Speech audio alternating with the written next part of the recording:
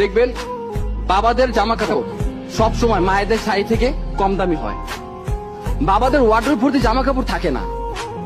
বাবারা একটা ঘড়ি বৃদ্ধ না হওয়া পর্যন্ত হাতিয়ে থাকে। বাবারা এক জোড়া জুতা চালায় বছরের পর বছর। বাবারা কম দামি মোবাইলটা একেবারে নষ্ট না হলে ফেলে দেয় না। বাবারা রোদ বৃষ্টি মাথায় নিয়ে সঞ্চয় করে। বাবারা সব থেকে সস্তা হোটেলে খায়। নিজের জন্য সব থেকে কৃপণ বাবাটা তার স্ত্রী সন্তানের জন্য সব থেকে বেশি ব্যয় হিসাবী। বাবারা একেবারে বাধ্য না হলে কখনো না বলে না।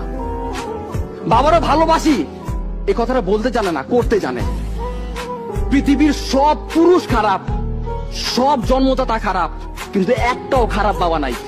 মাননীয় মডারেটর, একজন শিক্ষকের সন্তান হিসেবে তাদের অসহায়ত্ব রোজই দেখতে হয় খুব কাছ থেকে।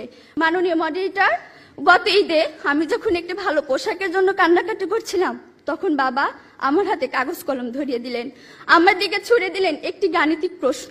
একজন দিনমজুরের দৈনিক আয় 300 টাকা হলে মাসে তিনি কত টাকা আয় করেন? মাননীয় মডারেটর, মুখে মুখে বাবাকে জবাব দিলাম 9000 টাকা। বাবা আমার কাঁধে হাত রাখলেন, চুলের মাঝে হালতো বিলি কেটে বললেন, মা রে, তোর এই বাবা হাই স্কুলের শিক্ষক হিসেবে মাসে 8000 টাকা বেতন পায়। আমি কোনো প্রশ্ন করতে পারিনি বাবাকে। লজ্জায় বাবার মাথাটা নিচু হয়েছিল। পৌরাত্বের দ্বার প্রান্তে দাঁড়ানো বাবার বয়সী চোখ হতে খসে পড়ে জল। জানি না মাননীয় মডারেটর, আমার বাবার বয়সী চোখ থেকে খসে পড়া জল শিক্ষার মানকে কতটা টেনে তোলার যোগ্যতা রাখে। মাননীয় মডারেটর, এই যদি হয় শিক্ষাগুরুর জীবন, তাহলে একটা সময় হয়তো এদেশে আর কোনো শিক্ষকই পাওয়া যাবে না। এমন বাংলাদেশ আমরা কখনোই আশা করি না। মাননীয় মডারেটর, 30 লক্ষ লাশের একটি পাহাড় মারিয়ে আমরা বর্তমানে এসে দাঁড়িয়েছি। 2 লক্ষ মায়ের স্নেহের আঁচলে সাজিয়েছি দেশ। প্রতিপক্ষ বঙ্গবন্ধু